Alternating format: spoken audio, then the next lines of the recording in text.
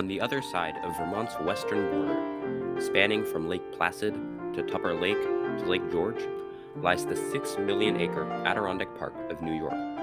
In addition to offering endless hiking opportunities for all ability levels, this wilderness area gives chances for paddling, swimming and picnicking, fishing, camping, and miles upon miles of backcountry skiing. Not to mention Whiteface Ski Resort in Wilmington, holding the largest vertical drop of any eastern ski area. Nestled in the top right corner of this park lie the infamous 46 Adirondack High Peaks, located in the Adirondack High Peaks region.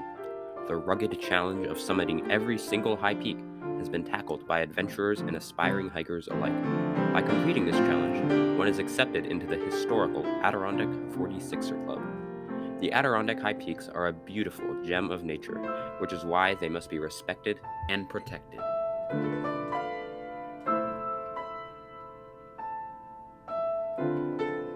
The Adirondacks are the only mountain range in the eastern U.S. that aren't geologically Appalachian. In fact, they are a southern extension of the Canadian Shield, which is present throughout the U.S. but is mostly covered by younger rock. The process of upward doming to the Adirondack mass, which has continued for over 2 million years, has caused erosional stripping of younger rock and modification of the Adirondacks' topography. In terms of ecology, the northern Adirondacks, including the High Peaks region, are a coniferous boreal forest. The word boreal comes from the Greek god Boreas, god of the north wind. To the south lie a deciduous forest, primarily containing birch and maple trees.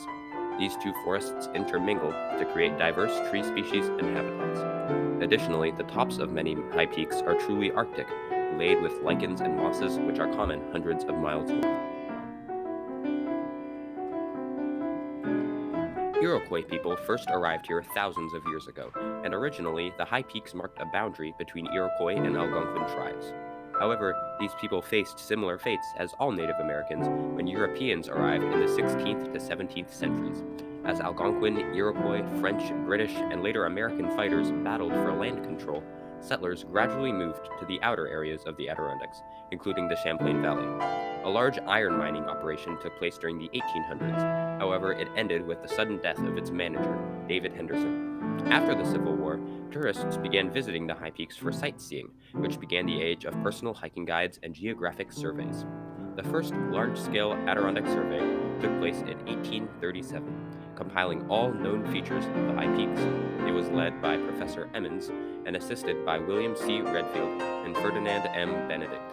Throughout its 4-year course, many mountains were named, including Dix, Whiteface, and Mount Marcy, the tallest Adirondack high peak. While this was an important milestone in surveying, it doesn't compare to the revolutionary work done by professional surveyor and writer Verplanck Colvin. This man took on the large-scale project of surveying all land of the Adirondacks, despite there being no official map and limited boundary markers and property lines. His survey would not use a compass, but instead trigonomic measurements of angular positions relative to mountain summits. He began in 1873 at Lake Pleasant neighborhood, and throughout his expedition he discovered Lake Tier of the Clouds, which is the highest water source of the Hudson River. Colvin became obsessed with discovering the exact height of every high peak, and wanted to find Marcy's height to the nearest thousandth of an inch. He ran a series of 800 chains and levels over 40 miles long, stretching from the summit to Lake Champlain. This survey was incredibly challenging due to the harsh, unpredictable weather at mountain summits. Colvin also didn't get much governmental support from Albany and frequently needed to return there. It was additionally difficult to decide which trails to follow and to determine exact boundaries from previous surveys. Colvin's character was another obstacle, as he treated employees harshly and didn't bother about comfort. Regardless, he and his employees completed their survey, likely in the 1890s, leading to the first official Adirondack maps. The Adirondack 46er Club is a hiking and service club whose members have climbed the 46 Adirondack summits above 4,000 feet. It is dedicated to protecting and preserving the High Peaks wilderness, supporting the ideas carry in, carry out, and leave no trace. The club's history dates back to the 1920s, when only 12 high peaks had trails and forests had been stripped by logging industries. Adventurous brothers Robert and George Marshall set the goal of climbing every mountain which they thought was above 4,000 feet, with their guide Herbert Clark. They first climbed Whiteface on August 1, 1918, and finished on the summit of Emmons, June 10, 1925, summiting the 46 summits which are now referred to as the 46ers. While recent surveys prove that 4 of these peaks are in fact below 4,000 feet, the tradition is still to climb the original 46. In 1922, Bob Marshall published a journal documenting their journey, titled The High Peaks of the Adirondacks, which sparked interest among hikers in the Grace Methodist Church of Troy, New York. Reverend Ernest Ryder and parishioners Edward and Grace Hudowalski then began leading classes on hikes up these mountains.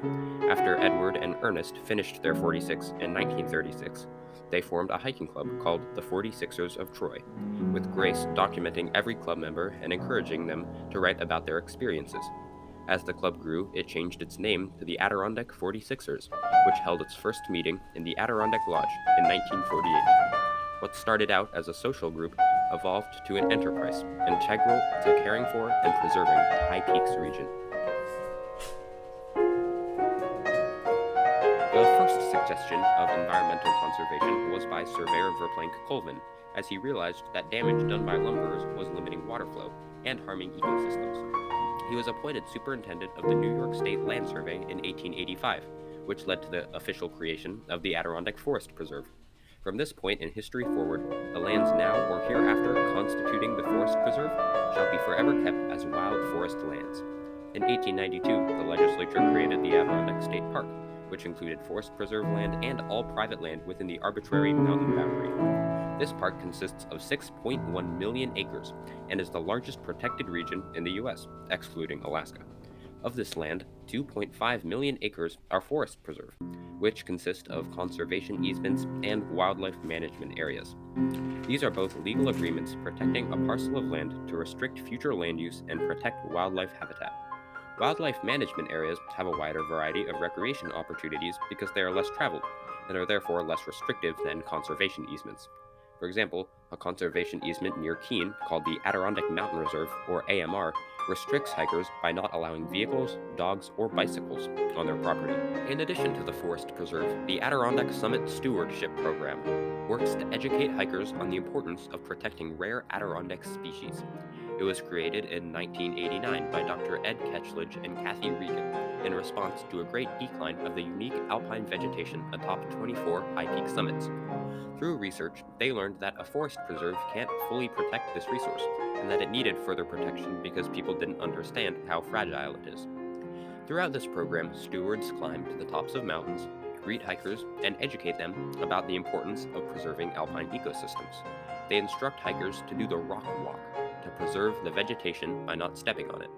As this program continues, more and more citizens have become aware of preservation, and the process of educating passes from hiker to hiker. However, regardless of the Forest Preserve and the Summit Stewardship Program, the Adirondack Park is in fact being overhiked and is quite literally being loved to death. 12.4 million people visited the Adirondacks in 2017, which is 500,000 more people than in 2016.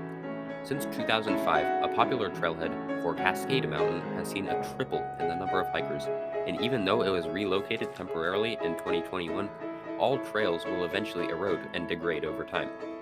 This issue of overuse causes intense trail damage, which tramples habitats and harms water quality.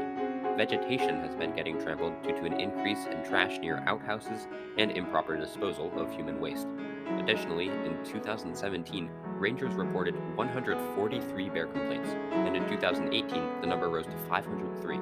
This is primarily because of bears' confusion of food sources due to improper food disposal and storage from backpackers. The issue of overuse is a complex problem and will take more than just a forest preserve and summit stewards.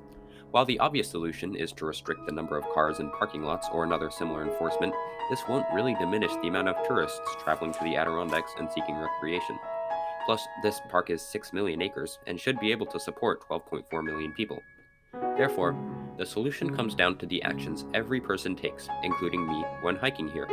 We should check trail conditions before leaving, we should bring a map, proper footwear, and should understand the proper practice of leaving no trace. We should park appropriately and safely, only hike on the trail, and understand what recreation is allowed where we are visiting. This includes fire restrictions, camping or fishing regulations, and whether dogs or things like bikes are allowed. We can also sign up for advocacy groups to further learn about Adirondack issues and to show these groups that preserving is important to us. The Adirondack Park is suffering, but it's up to every hiker to preserve and protect this spectacular resource.